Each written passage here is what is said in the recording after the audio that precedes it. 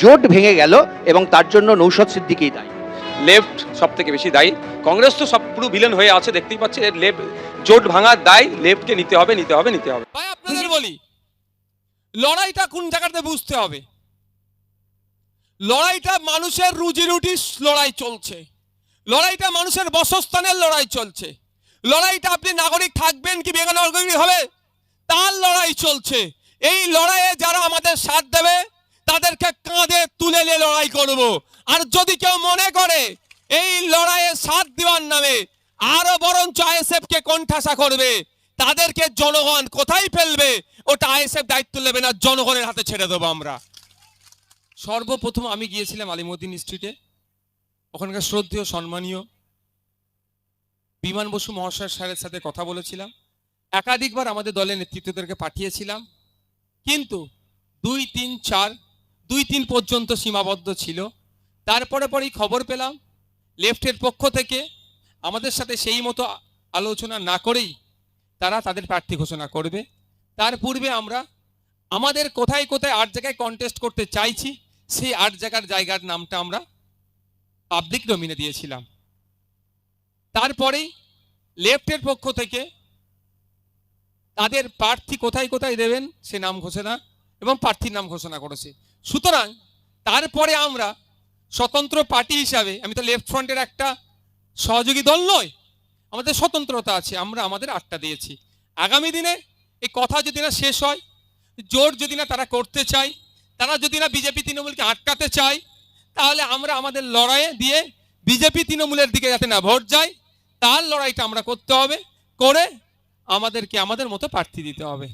সেটাই গিয়ে বলুন যে আমাদের বিদায়ী এমপিকে যে আমরা ভোট দিয়ে পাঠালাম আমাদের লাভটা কি হয়েছে, আমাদের জন্য কথা কথা পার্লামেন্টের মধ্যে বলেছে সেটা দেখাতে বলুন।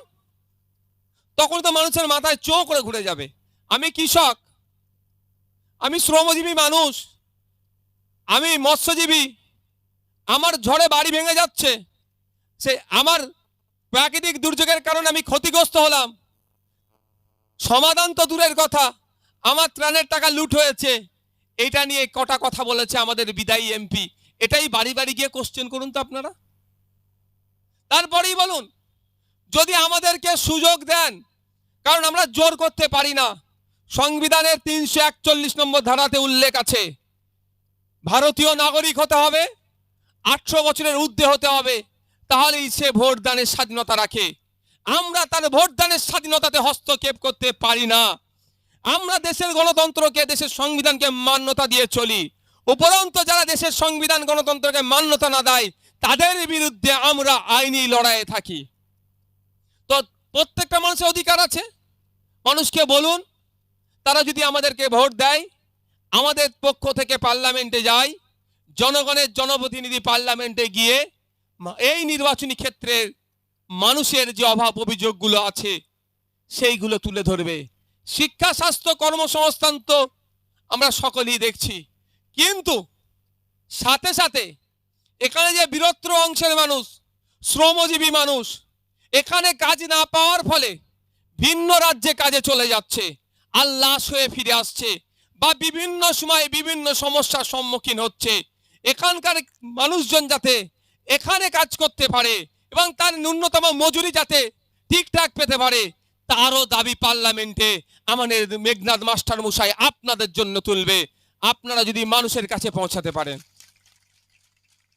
আপনাদের এই কথাগুলো মানুষকে বলতে হবে।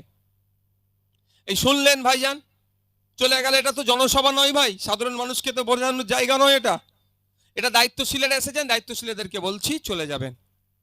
মানুষের পাশে দাঁড়াতে হবে, গিয়ে মানুষকে বলতে হবে, বারবার মানুষের পাশে যেতে হবে। আমরা এক প্রথমবারে যাবেন, আমাদের যে লিফলেট হচ্ছে আপনারা তাদের বাড়িতে গিয়ে দিন। আপনারা এখানে ভাববেন যে জয়নগরের কোথায় গোসাবা, কোথায় ক্যানিং পশ্চিম, কোথায় আছে, আমরা পৌঁছাবো কি করে? আরে ভাই, আপনাকে একা তো সব গোসাবাতেও যেতে বলা হচ্ছে না, মগরাহাটেও যেতে বলা হচ্ছে না। আপনি আপনার বুথেরটা, আপনার অঞ্চলটা দেখুন না। দায়িত্ব নিয়ে যদি যে যার বুথ, যে যার অঞ্চলকে দেখে, তাহলে সবটাই আমাদের কভার হয়ে গেল। কি ভাই, ভুল বলছি নাকি? তাহলে যে যার দায়িত্ব নিয়ে কাজ করতে হবে তো নাকি? না এখানে চলে যাচ্ছেন, ভাইজান বলছে শুনে চলে গেলাম, তাহলে নিটফল কিন্তু আমাদের কি হবে? এ এত মেহনত করা, এই এত গরমে অনেকে রোজায় আছেন, বিভিন্ন ধর্মের মানুষ আছেন, কিন্তু রৌদ্র তো সবাইকে লাগছে।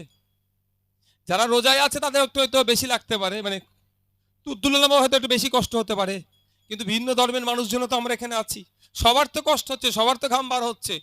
এই ঘামটাকে বার করে যে আমরা বার হচ্ছে সঠিক যদি জায়গায় না ব্যবহার করতে পারি তাহলে আমাদের বৃথা।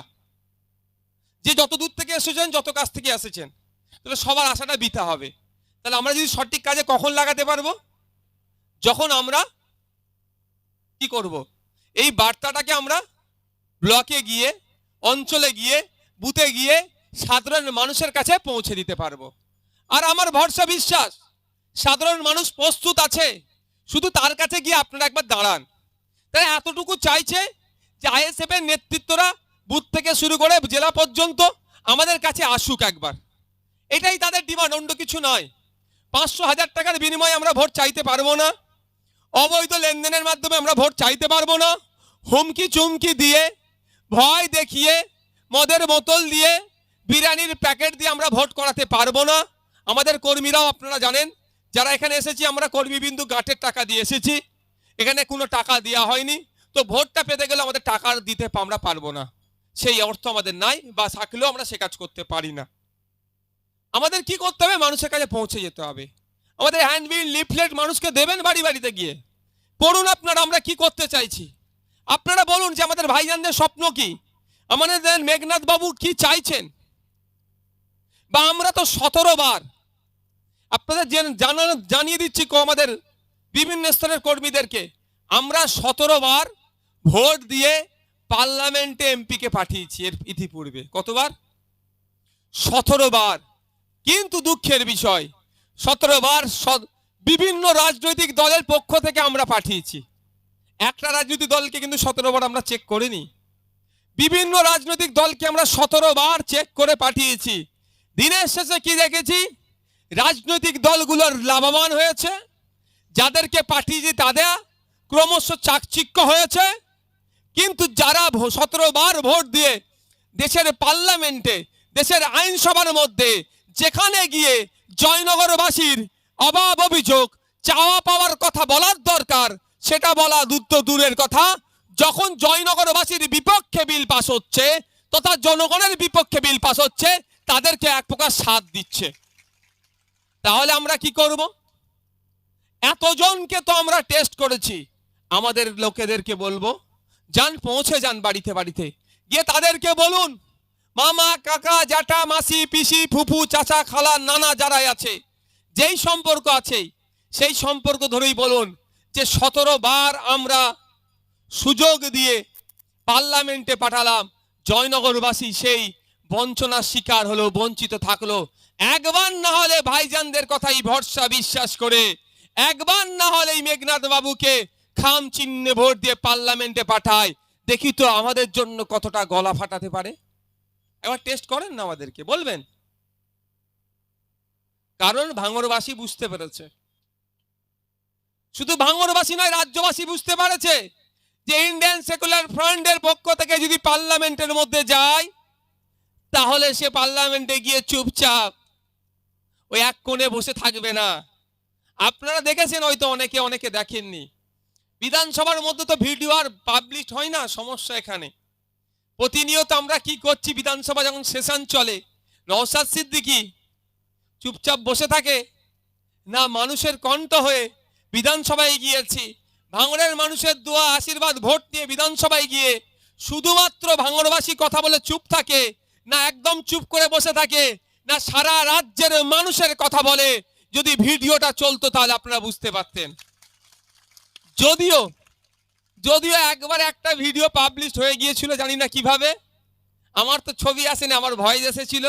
আপনারা দেখেছেন তো, ওখানে ম্যাও ম্যাও করা হয় না, এখানের থেকে বেশি খতরনাক ভাবে ওখানে কথা বলা হয়, আপনারাই দেখেছেন তো। তো আমি মনে করছি আজকে এই জোট থেকে শুরু করে, ঘোট থেকে যে যার ভাষায় অ্যাডজাস্টমেন্ট থেকে শুরু করে আইএসএফ এর বিরোধিতা করার কারণটা আমি কিন্তু অনেক ডিপে যে খোঁজার চেষ্টা করেছি। কারণ আমি দেখছি একাধিক কারণ হচ্ছে। যারা এই 70 বছরের দল বলে, যারা 100 বছরের দল বলে, যারা 1998 থেকে দল করেছে 15 বছর মতোই, 12 বছর ক্ষমতায় আছে, তারা যারা বলতে পেরেছে পার্লামেন্টের মধ্যে, দেশের রাজ্যের আইনসভার মধ্যে, সেখানে সংযুক্ত মোর্চা তথা আইএসএফ এর একজন এই স্বল্প দিনে তাদের গড় যদি দেখা যায় তাদের থেকে অনেক বেশি বলে দিয়েছে। আমাদের যদি পার্লামেন্টে মেঘনাথ বাবুকে আমরা পাঠাতে পারি, আইএসএফ এর পক্ষ থেকে পাঠাতে পারি, তাহলে সব রেকর্ড তো ভেঙে দেবে। সব রেকর্ড ভেঙে দিলে কি হবে? কি হবে সব রেকর্ড ভেঙে দিলে? তাহলে রাজনৈতিক কারবারিদের তাহলে আর রাজনীতি করার জায়গা সেই অর্থে থাকবে না, সব আস্তে আস্তে আইএসএফ এর ছায়া তলে আসবে। সুতরাং এদের সাথে বুঝে শুনে চলতে হবে, না হলে সাইড লাইনে রাখতে হবে, একটা কোণের দিকে ঠেলে রাখতে হবে, চিন্তা ভাবনা করছে। ভাই আপনাদের বলি, লড়াইটা কোন জায়গাতে বুঝতে হবে। লড়াইটা মানুষের রুজি রুটির লড়াই চলছে, লড়াইটা মানুষের বাসস্থানের লড়াই চলছে, লড়াইটা আপনি নাগরিক থাকবেন কি বেনাগরিক হবে তার লড়াই চলছে। এই লড়াইয়ে যারা আমাদের সাথ দেবে তাদেরকে কাঁধে তুলে নিয়ে লড়াই করব। আর যদি কেউ মনে করে এই লড়াইয়ে সাথ দেওয়ার নামে আরো বরঞ্চ আইএসএফ কে কোণঠাসা করবে, তাদেরকে জনগণ কোথায় ফেলবে ওটা আইএসএফ দায়িত্ব নেবে না, জনগণের হাতে ছেড়ে দেবো আমরা। আজকে সিএএ নিয়ে যে নাটক চলছে, আপনারা গ্রামে গ্রামে ছড়িয়ে যাবেন। সিএটা কি? ভোট ধরা কল। মানুষের মধ্যে বিভাজন করে রাজনীতি করার চেষ্টা হচ্ছে। সিএতে দিয়ে কি করতে চাইছে? মানুষের মধ্যে ভেদাভেদ তৈরি করতে চাইছে। এর বিরুদ্ধে যারা ভোট দিল না তাদেরকে আবার ভোট দেওয়া যায় নাকি ভাই? কোনো মতেই দেওয়া যাবে না। তার যারা সিএ নিয়ে এসছে তাদেরকে তো ভোট দেওয়ার প্রশ্নই আসছে না, বিভাজন যারা করতে চাইছে। আর যাদের জন্য সিএটা বাংলাতে হওয়ার চেষ্টা হচ্ছে, তৃণমূল যে বিজেপিকে নিয়ে এসছে, তাদেরকেও একটা ভোট নয়, এটা মাথায় রাখতে হবে। যারা দায়িত্বশীলের উপস্থিত হয়েছেন, আর স্বল্প কয়েকটা কথা বলে এখান থেকে বিদায় নেব। আপনারা দেখবেন, মানুষকে বলবেন